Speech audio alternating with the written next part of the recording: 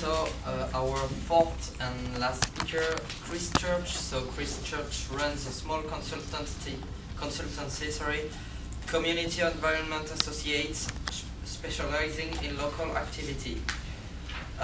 He's chair of the UK Low Carbon Communities Network, which links 800 grassroots organizations and has been working since 2008. ChrisChurch, thank you for coming in. My pleasure. I worked with an organisation called Charter 88 in the 1990s on electoral reform, and sadly saw it crash and burn. And I think that it's worth remembering why electoral reform and democratic reform is just so unpopular with the people in power. It's because there isn't a great deal of power, actually. It's easy to got it, want to hang on to it. But we're here to talk about the environmental crisis. I'm not going to blabber on about new economic systems. I am going to talk a little bit, hopefully, about what we can do about this. Is there actually an environmental crisis? And the answer, of course, is yes. But there's also an economic crisis and a social crisis. And we've been aware of the environmental crisis since the 70s. People have pontificated about it. The real question is, what are we actually going to do about it? And of course, the roots of it are in the economic system. The roots of it are in injustice. But by and large, a lot of that has come down to the way we have tended to treat economics, tended to treat the environment as a nice, free, easy, disposable, common good. The real question is, where are we going with this, I would suggest? We've known about this, as I say, since the 70s. And in that time, we shouldn't neglect the fact that we've actually had quite a lot of success. We have made huge steps to safeguard a lot of the most endangered species. Actually quite easy when you look at what we're facing now. We've tackled acid rain, which was devastating our forests in the 80s. Fairly straightforward technical solutions. And third success, which I'll come back to in a minute. In 1988, we faced the hole in the ozone layer. You might remember this, due to the release of CFC gases. In the course of 2 years, the UN actually took action on that. And the Montreal Protocol remains probably the high point of global environmental legislation. It's actually a problem we showed we can tackle. But, by and large, it was down to one set of gases being produced for one set of uses. All these issues we've been successful with, by and large, have been fairly straightforward. And now we're facing the big issues. Meanwhile, there's a whole bunch of people who still don't want to accept it. So I just thought, what is the level of certainty for science? Jean was saying some people still disagree. What have we got?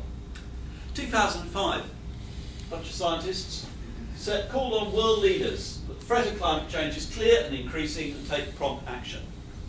A bunch of radical scientists, no one paying any attention to them. Or was it? It was that many scientists, 10,841. And you don't join the Royal Society by sending off your £10 note saying, I'd like to be a member. You have to be elected. There is a scientific consensus, and anyone who tells you otherwise is frankly giving you misinformation. There are, of course, a few scientists who somehow believe that it's sunspots or clouds or whatever. But where are the peer-reviewed papers? A lot of the Australian who's been leading this is a retired mining engineer. In Britain, we have the Global Warming Foundation led by Nigel Lawson. Now, I don't know what you think about Nigel Lawson's economic policies, but I do know his scientific knowledge is kind of weak. If you actually want to look seriously at science, it's pretty solid. But it's not just scientists. Here's another one. Climate change is caused by human emissions, and greenhouse gases pose a serious threat to our future well-being. Okay, bear that one in mind, and tell me something. Who of these people disagrees with that statement? Is it the former chief executive BP, George Bush? Kim Jong-un, or the late president? Sorry, these things go out of date. For Pope, Vladimir Putin, Chinese Prime Minister? Anyone? All of them. Absolutely none of them disagree with that statement. They have all made statements basically saying climate change is caused by human activity and that we have to do something about it. You might ask how far some of them actually believe that. But they've all made the statements. And the reason I want to put that up is because there's one other thing there, which I've lost the screen for. Show me anything else in global politics that all those people would agree with. Anyone want to come up with it? It won't be women's rights. It won't be electoral reform. It won't be the value of trade unions. It won't be monetary reform. The consensus on the environmental crisis is actually pretty huge at the policy level. The problem is that none of those people would agree on how we solve it. We all know it's there. We all think someone ought to do something. It's the biggest SEP, someone else's problem, on the planet. So, yes, it's real. And what I would like to suggest is we need solutions in 3 areas. And that your action, my action, is essential in all this. Let me start with policy, infrastructure and engagement. And let me start just talking a little bit about policy. Because we tend to think, there's been an idea that somehow the UN is going to ride to our rescue on this. The UN high point on environment, apart from the Montreal Protocol, was probably the Rio Summit 20 years ago. We're coming up to the Rio Plus 20 Summit later this year, which is going to be a bit of a sad shadow of that. It's worth remembering that Agenda 21, at that point, signed up to by 192 nations, said, and I quote, that the major cause of global environmental degradation is Western consumptions, Western patterns of production and consumption.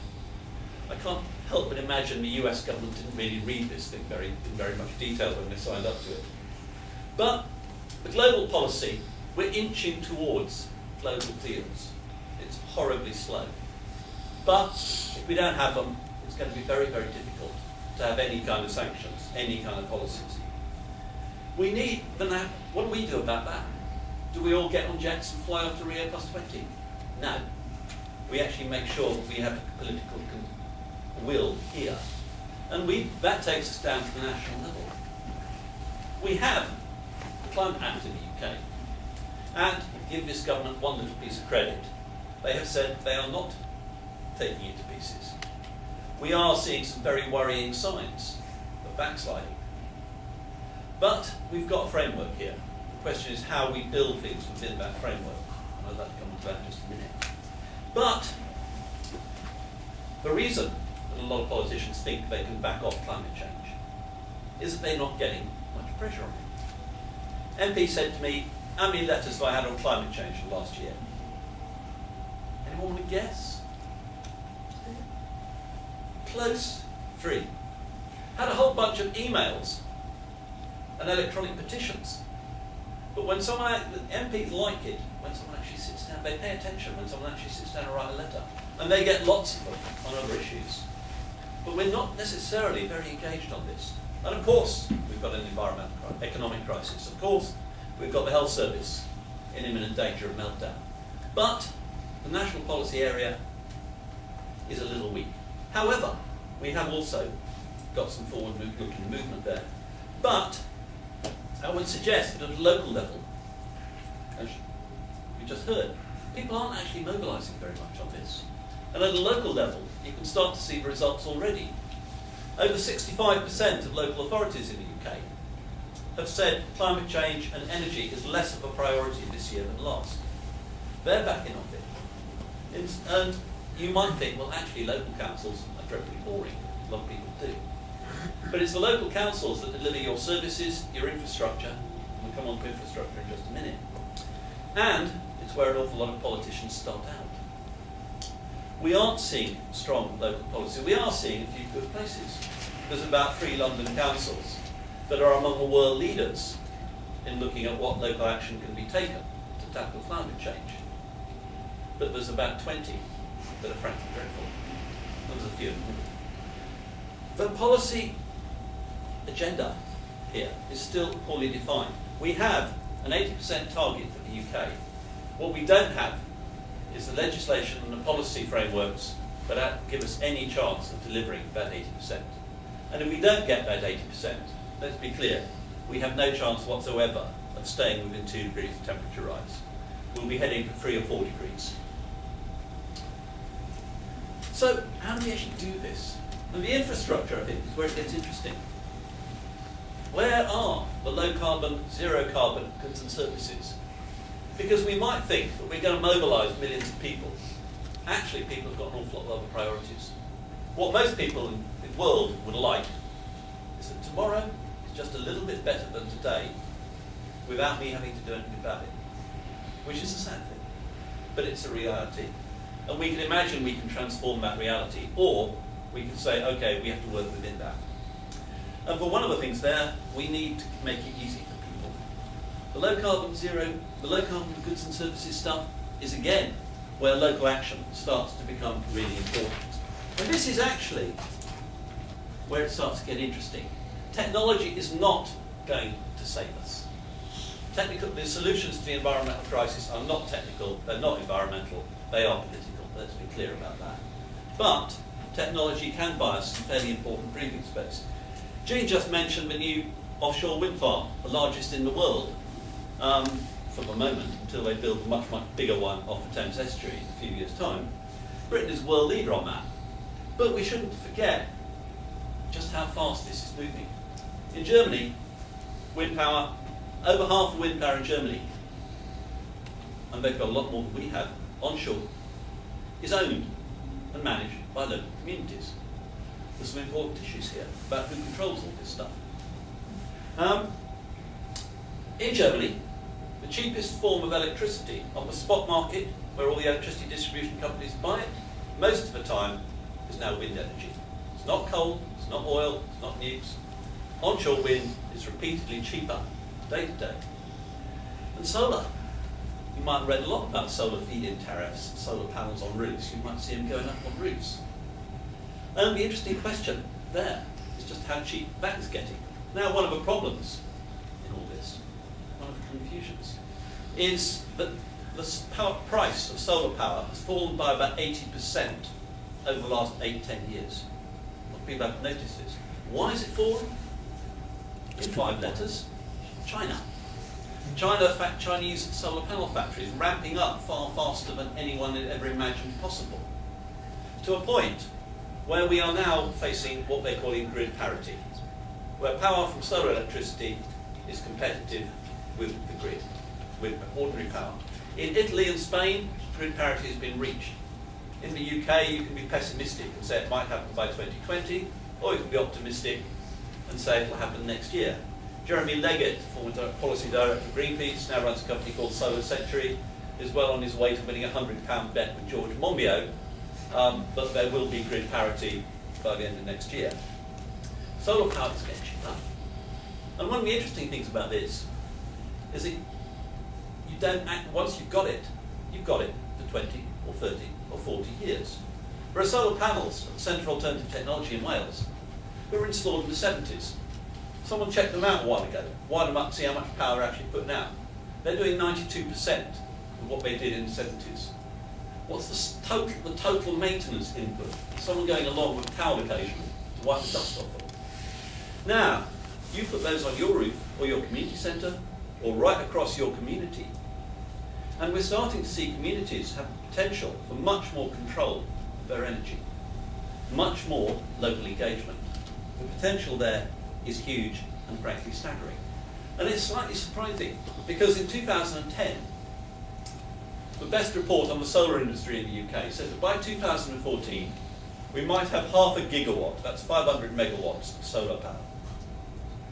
We're now, in 2012, at over 1 gigawatt. We've done twice that. Government wants to go into the next election with 4 gigawatts and has now an ambition of 22 gigawatts of solar power by 2020. Bear in mind that the last nuclear power station was built was 2 gigawatts at Sizewell. It took 11 years to build. It didn't work. You know, one reason our CO2 emissions went up last year was that Sizewell actually went down unexpectedly for 3 months. Anyone who thinks nuclear power is the answer really isn't paying attention. But the technology here is not, I'm not trying to spin a technological answer. What I am suggesting is that the control of our energy is an essential part of how we manage our communities. And it's going to become more and more important. Battery technology, Chinese are looking to transform that. You're going to see electric cars looking very different in a few years' time. The fact that communities can increasingly take control. They won't be autonomous. And of course the sun doesn't shine all the time. And of course the wind doesn't blow all the time. And of course Britain could never have been a marine empire as it was in the 15th, 16th century. It couldn't possibly have been because the wind doesn't blow all the time. But somehow people managed to sail across the Atlantic. Somehow we sailed around the world. Somehow global commerce actually managed to work under wind power. Surprising how effective it is. These technologies are starting to come of age. And the key point, I've got two, is that 2 minutes? 5, okay. I'm going to move on, but I'd like to stress to you that if we're going to find a way out of the environmental crisis, it's how we manage our infrastructure, and above all, how we control it, that is going to be important. And that brings us on to the final point, which is engagement. We've heard a lot about democratic failure. And I think there's some important things here. I chair the Low Carbon Communities Network, 800 grassroots organisations across the UK. Sounds good. But if you actually look at the UK, there are 850 or 860,000 community organisations. Now that includes the book clubs, the sports clubs, all the places where people meet, share ideas, work with people they trust. There's a huge civil society out there. And frankly, the environmental movement is rubbish at engaging with it. We're very good at talking to each other. We get 200 people at a meeting, we think, great. We forget just how many people. I live in Hackney. I'm fairly confident if I walk down the street past Jack Watts' Strait on the way home tonight, if I asked anyone how important they thought the environmental crisis would be, I'd get people wanting to talk to me about litter and dog mess. I wouldn't get a lot of buy-in on climate change. We haven't really been engaging in this. We've been very good at preaching about it. Let me suggest, if you want to do one thing, it's think about how you get this message across. Because we're great at giving people information. We've been looking to raise awareness for years. But actually, we need to move from raising awareness. We need to get people engaged. There are millions of people in the world, in Britain today, who are totally convinced of the arguments about climate change, but are doing nothing about it. Far more of those than people who are sceptical about it. They're not engaged. They haven't said, okay, I should do something. And of course, if they haven't taken the third step, which is, what should I do? I'm going to be active. And being active doesn't necessarily mean turning out to occupy, getting involved in discussions at Tent City. It means getting involved down your own street, which is often far harder. One of the interesting things, I do a lot of training workshops, and one of the interesting things is how many people think that their neighbours are sceptical about climate change. Why? Because they've never talked to them about it. They've never actually taken the time to get engaged. We need to preach a lot less and listen a lot more to people in our communities, I would suggest. We need to understand where we're going, but we really need to focus that the biggest challenge is the failure of people to want to engage, both on the environment and both with democracy. There's this idea that the state has somehow failed us. And this idea that we want a small state, the core of David Cameron's political vision. And everyone thinks, yeah, let's get rid of all the red tape. The state isn't there really to provide red tape. The state is there to provide support services for us as human beings, a health service, an education service. And we need to look at how that works. And of course, if you're a millionaire, then you don't need a health service. You can have private education. And it's very nice, therefore, to say we'll have a small state. But I think the state has a role. But the state will only have an effective role if we get engaged.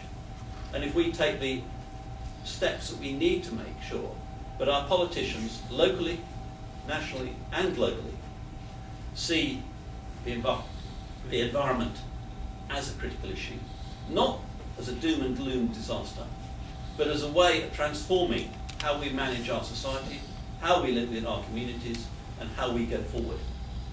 Gandhi said, first they ignore you, then they laugh at you, then they fight you, then you win. The environment was ignored for a long time. Then people regard it as a bunch of greeny hippies. Then we got the backlash and the climate skeptics. think we're moving towards winning, but we've got a long way to go. Thanks.